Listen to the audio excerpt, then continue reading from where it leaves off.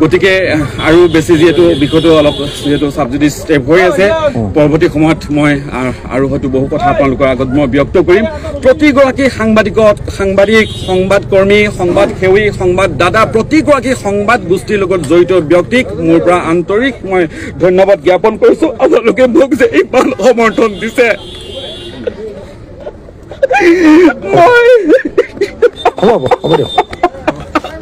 মোৰ দুগৰাকী ছোৱালী যিটো চাৰ্চত গৈছে পুলিচ মোৰ ডাঙৰ ছোৱালীজনীক হাই পাই কৈছে দেউতা এইবোৰ কি ইমান পুলিচ আপোনাক উগ্ৰপন্থীৰ দৰে পেলাইছে এনেকুৱা কৰিছে মই কৈছো নহয় তেওঁলোক মোৰ বন্ধু হয় কিবা নিউজৰ কামত আহিছে মই তেওঁলোকৰ লগত নিউজৰ কামত আছো মইতো কোনো অন্যায় কাম কৰা নাই অন্যায় নকৰো প্ৰশ্ন কৰাটো মোৰ কি পাপ হ'ব পাৰে কিন্তু মই কৰি যাম প্ৰশ্ন লাগিলে সন্মুখত যিমানে বিপদ নহওক ধন্যবাদ ৰাজনৈতিক পিছত মোৰ অধিবক্তাই আপোনালোকৰ লগত ব্যক্ত কৰিব কিন্তু মই আপোনাক ক'ব খোজো মই সত্যৰ পথত আছো আনকি মই নাজানো কিয় মানুহে মোক ইমান মৰম চেনেহ দিয়ে জেলৰ ভিতৰত মোক গামোচা পিন্ধাই তেওঁলোকে মোক বাহিৰলৈ পঠিয়াইছে আপোনালোক চবকে মই ধন্যবাদ জ্ঞাপন কৰিম সাংবাদিকতা আৰু ব্যৱসায় মই ব্যৱসায়ত নাই প্ৰথম কথাটো হ'ল মই ব্যৱসায়ত নাই গাড়ী দুখন আছে মোৰ আপোনালোকে জানে আমাৰ যেহেতু আমি ষ্টাফ হয় একোগৰাকী ষ্টাফ আছিলো PPF একাউণ্ট আছিল PF একাউণ্ট আছিল PPF আৰু PF একাউণ্ট ভাঙি মেলি মাত্ৰ 10% পইচাৰে দি পেলাই সম্পূৰ্ণ লোন লৈ মোৰ দুগৰাকী ছোৱালীৰ ভৱিষ্যতৰ কাৰণে আৰু মোৰ এটা লাইফ ইঞ্চুৰেঞ্চ আছিল সেই লাইফ ইঞ্চুৰেঞ্চো মই ভাঙি দিছিলোঁ গোটেই এইখিনি পইচাৰে মই গাড়ী দুখন কিনিছিলোঁ ভাবিছিলোঁ চাগে কিবা লাভ হ'ব তাৰপিছত দেখিছোঁ নাই এইবোৰ একো নাই এনেই মিছা কথা এইবোৰ কোনো হেৰি নহয় আমাৰ নিচিনা সাংবাদিকৰ কাৰণে ব্যৱসায় কেতিয়াও হ'ব নোৱাৰে দ্বিতীয় কথাটো হ'ল এখন হেৰি আছিল কি কয় দোকান এখনৰ কথা ওলাই আছে এই দোকানখন মিছেছে যিহেতু তেওঁ জানে আপোনালোকে মোৰ মিছেছ হাউচ ৱাইফ আপোনালোকে জানি মই কোৱা নাই আচলতে লাজৰ কথা এইবোৰ কথা কেনেকৈ ক'ম তেওঁ ঘৰটো গম নাপায় তেওঁৰ বিয়াৰ যি গহনা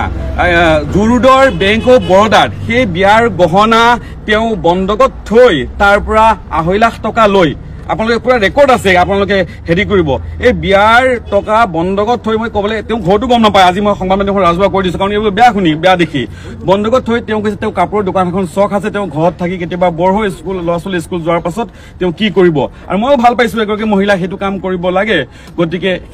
সেইটো দি পেলাই তেওঁ এই দোকানখন চলাই আছিল আৰু গতিকে মই ব্যৱসায়ত কোনো ধৰণৰ তেনেকুৱা জড়িত নাই আৰু যিহেতু আমাৰ গোটেই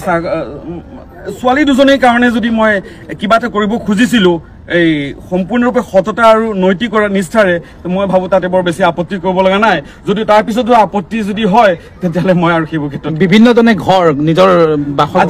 ঘৰটো মোৰ নহয় ঘৰটো মোৰ এইকাৰণে নহয় এইটো পৈতৃক সম্পত্তি এই ঘৰটো মোৰ নহয় পৈতৃক সম্পত্তিৰ ঘৰ আছিল সেইটো তাৰপাছত যেতিয়া ভাই ককাইবোৰ আমাৰ বেলেগ হৈ গ'ল মোৰ ফালে ছাইডত আছাম টাইপৰ ঘৰ এটা মোৰ হেৰিত পৰিছে কিন্তু যিহেতু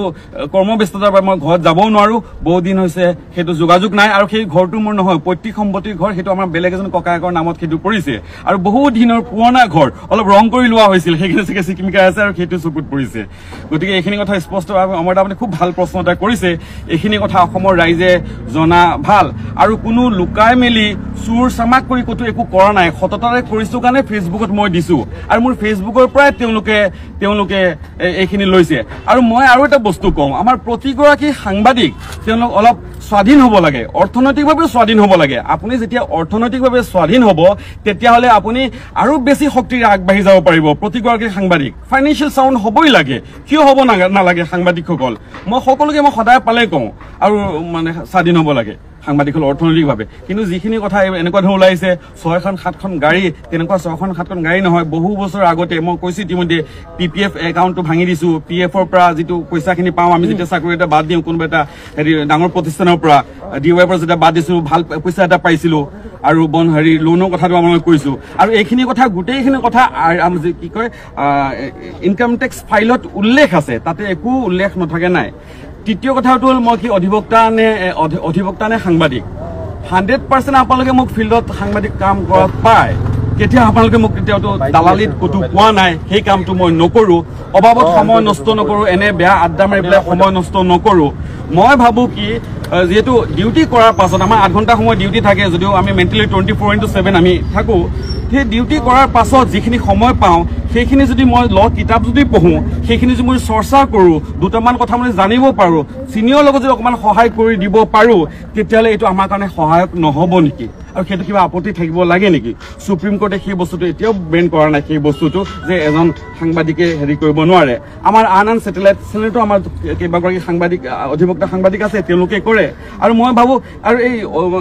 এই ল ডিগ্ৰীটো থকাৰ কাৰণে মোৰ ক'ৰবাত নহয় ক'ৰবাত 0.1% হ'লেও ক'ৰবাত মোৰ অলপ সুবিধা হয় কাৰোবাক প্ৰশ্ন কৰোঁতে বা আইনখিনি অলপমান যিহেতু জানি ল'বৰ কাৰণে চেষ্টা কৰোঁ মোৰ সেইটো প্ৰফেশ্যনৰ ক্ষেত্ৰত মোৰ সাংবাদিকতাৰ ক্ষেত্ৰত মোৰ বহুতখিনি মোক সহায় কৰে গতিকে এইখিনি ক'ব লাগে অমৰ দা যদি আৰু কিবা যদি প্ৰশ্ন আছে সেই কথাটো মই কৈছিলোঁ যে মই যেতিয়া DY 361 মই এৰিছিলোঁ তাৰপিছত মোৰ এটা PF একাউণ্টটো মই ভাঙি দিছোঁ উইথড্ৰ হৈ গ'ল তাতে মই অলপমান টকা পাইছিলোঁ PPF একাউণ্ট আছে তাৰ পৰা মই টকা উলিয়াই লৈছিলোঁ তাৰপৰা মাত্ৰ 10% এটা ডাউন পেমেণ্ট দি মাত্ৰ 10% এটা ডাউন পেমেণ্ট দি মোৰ দুজনী ছোৱালীৰ ভৱিষ্যতৰ কাৰণে দুখন কিনি দিছিলোঁ গাড়ী দুখন ভাবিছিলোঁ হয়তো চাগে কিবা ভাল হ'ব একো ভাল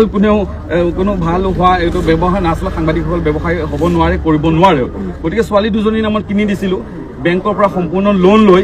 কথা ওলাই আছে মোৰ 6খন 7খন হেৰি আছে 6খন 7খন কোনো তেনেকুৱা নাই উভলি যোৱা দুখন একদম ঋণগ্ৰস্ত সেই বিষয়টো গতিকে সেই বিষয়টোত যে বৰ কিবা চৰকাৰ যে চকু পৰিব লাগে সেইটো মই ইমান নাভাবোঁ আৰু গোটেইখিনি ইনকাম টেক্স ফাইলত এইখিনি কথা উল্লেখ আছে একো এটা বস্তু মই কৈছোঁ মোৰ জীৱনৰ কোনো এটা বস্তু লুকাই থকা নাই কোনো এটা বস্তু মই লুকাই নাৰাখোঁ কাৰণ কি সততাৰে যদি আপুনি আগবাঢ়ে তেতিয়া আপুনি লুকুৱাৰ কিবা প্ৰশ্ন আছে বুলি মই নাভাবোঁ আৰু এইখিনিৰ পৰা মই 2 পইচা পোৱা নাই চৰকাৰে যিমানখিনি পইচা পাইছে এইখিনিৰ পৰা চৰকাৰে যিমানখিনি চৰকাৰে টেক্সৰ ওপৰত টেক্স ফাইনৰ ওপৰত ফাইন এইখিনি সোমোৱাৰ কাৰণে এইখিনি মই গম পাইছোঁ গতিকে আমাৰ সাংবাদিকসকলে এইবোৰ ব্যৱসায় কৰিব নোৱাৰেও আৰু সেইটো আৰু বেলেগ ধৰণৰ মানুহৰ কাম মই সোমাই পেলাইহে গম পাইছোঁ এইবোৰ বস্তু গতিকে মই সেইটোত নাই মই এইখিনি ক'ব লাগে আৰু ঠিক আছে কি ক'ব অসমৰ প্ৰতিগৰাকী সাংবাদিকে আচলতে ন্যায় পালে বুলি ক'ব লাগিব অসমৰ প্ৰতিগৰাকী সাংবাদিক কেৱল অসম বুলিও নহয় বিভিন্ন ভাৰতবৰ্ষৰ বিভিন্ন প্ৰান্তৰ পৰা বহু জ্যেষ্ঠ সাংবাদিকসকলে বা ভাৰতবৰ্ষৰ বাহিৰৰ পৰা বহুতে সমৰ্থন জনাইছে সকলোকে মই ধন্যবাদ জ্ঞাপন কৰিছোঁ অসমৰ প্ৰতিগৰাকী সাংবাদিক সংবাদকৰ্মী সম্পাদকসকল সংবাদ গোষ্ঠীৰ যিসকল মালিক স্বত্বাধিকাৰী সকলোকে মই ধন্যবাদ জ্ঞাপন কৰিছোঁ লগতে মোৰ কাৰণে কোৰ্টত আদালতত আইনী যুঁজ দিয়া প্ৰতিগৰাকী অধিবক্তাক যিসকলে নৈতিকভাৱে বা তেওঁলোকে আদালতত যুক্তি প্ৰদৰ্শন কৰি মোক ন্যায় দিলে তেওঁলোকক মই অন্তৰৰ পৰা ধন্যবাদ জ্ঞাপন কৰিছোঁ লগতে ক'ব লাগিব কোনো এগৰাকী অধিবক্তাই মোৰ পৰা এক পইচা এটাও বিচৰা নাই কোনে কি ধৰণে কেনেকৈ আগবাঢ়ি আহিল মই সেইটো অৱগত নহয় মই নাজানোৱেই গতিকে সকলোকে মই ধন্যবাদ জ্ঞাপন কৰিছোঁ অন্য এটা বিষয় আচলতে আপোনাৰ যি বাহনসমূহক লৈ কিনে কিন্তু মুখ্যমন্ত্ৰী সৰব হোৱা দেখিবলৈ পোৱা গৈছিল মন্ত্ৰী পীযুষ হাজৰিকাও সৰব হোৱা দেখিবলৈ পোৱা গৈছিল এই ক্ষেত্ৰত অলপ জনাটো দৰকাৰ ৰাইজে মই এটা বিষয় কওঁ মোৰ পত্নীৰ ঘৰ হ'ল ডবকাত থকাৰ কাৰণে তেওঁলোকৰ পৰিয়ালৰ মানুহে এনেকুৱা ধৰণৰ যিহেতু ডবকাত থাকে তেওঁলোকে ব্যৱসায় বাণিজ্য কৰে মোৰ যিহেতু আমাৰ যিহেতু আপোনালোকে সকলোৱে জানে আমাৰ সাংবাদিকতাৰ চাকৰি সম্পূৰ্ণৰূপে 100% নিশ্চিত বুলি আমি ক'ব নোৱাৰি আমাৰ ভৱিষ্যতৰ আমাৰ কোনো নিৰাপত্তা নাই আৰ্থিক নিৰাপত্তা নাই একো নাই মই যেতিয়া এটা ছেটেলাইট চেনেল ৰাজ্যৰ আগশাৰী ছেটেলাইট চেনেল বাদ দিয়াৰ সময়ত মোৰ PPF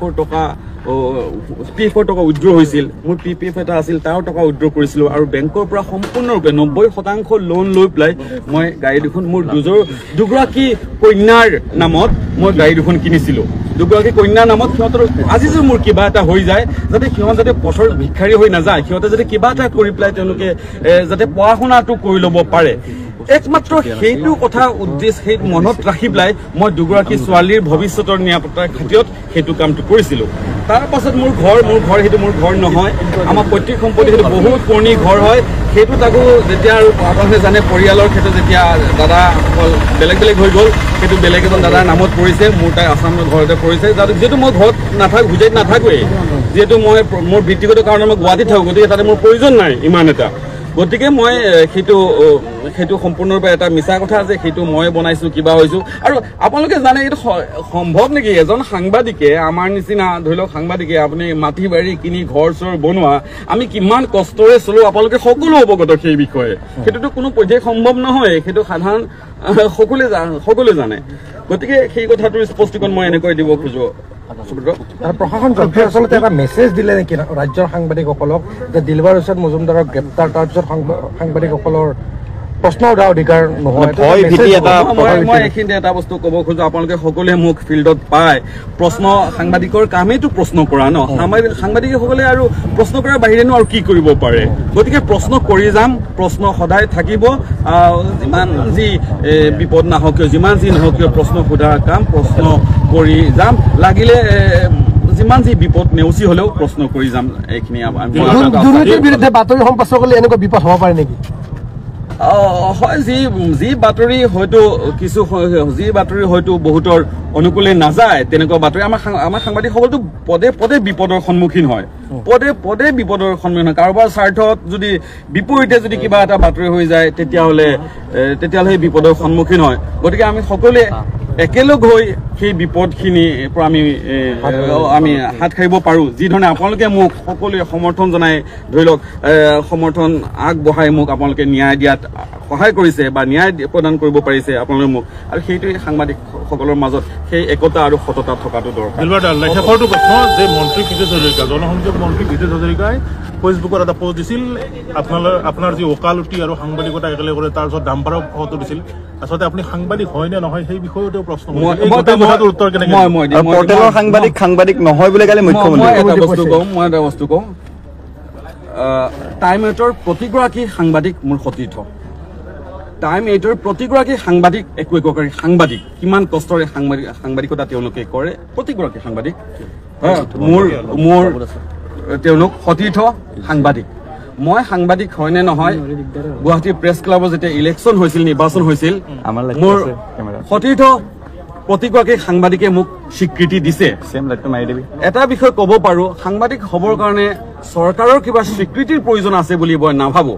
ভাৰতীয় সংবিধানৰ 19(1) ধাৰাৰ অধীনত আমি আমাৰ বাক স্বাধীনতা আমাৰ প্ৰকাশ কৰাৰ অধিকাৰ আছে আৰু চৰকাৰৰ স্বীকৃতি লৈনো যদি চৰকাৰৰ স্বীকৃতিৰ কাৰণে বাট চোৱাহেঁতেন তেতিয়াহ'লে ধৰি লওক এটা ছেটেলাইট চেনেলৰ পৰা এটা আমাৰ ডিজিটেল ৱেব চেনেললৈকে মই নাহিলোহেঁতেন সাংবাদিকতাৰ কাৰণে কোনো মাধ্যমৰ দৰকাৰ নাই চিটিজেন জাৰ্নেলিজিম আহি গৈছে আমি কেৱল ফেচবুকত লিখিও আমি সাংবাদিকতা কৰিব পাৰোঁ গতিকে গোটেই পৰিসৰবোৰ সলনি হৈছে আমাৰো মানসিকতা আমি সলনি কৰিব লাগিব আৰু আমাক ভাগ যাতে আমি হৈ নাযাওঁ সাংবাদিক মানে সাংবাদিক আমি তথ্যৰ যোগান ধৰোঁ যুক্তিনিষ্ঠভাৱে তথ্যৰ যোগান ধৰোঁ আৰু প্ৰতিজন সাংবাদিকে সেয়াও কাম কৰে টাইম 8ৰ প্ৰতিগৰাকী সাংবাদিকে মোৰ বন্ধু গুৱাহাটী প্ৰেছ ক্লাবে মোক আপোনালোকে সেই প্ৰেছ ক্লাবৰ ইলেকশ্যনত ইমান বিপুল ভোটত আপোনালোকে মোক জয়ী কৰাইছে গতিকে কোনোবাই মোক স্বীকৃতি দিয়ক নিদিয়ক আপোনালোকে মোক স্বীকৃতি দিছে আৰু সেইকাৰণে মই আপোনালোকক ধন্যবাদ জ্ঞাপন কৰিছোঁ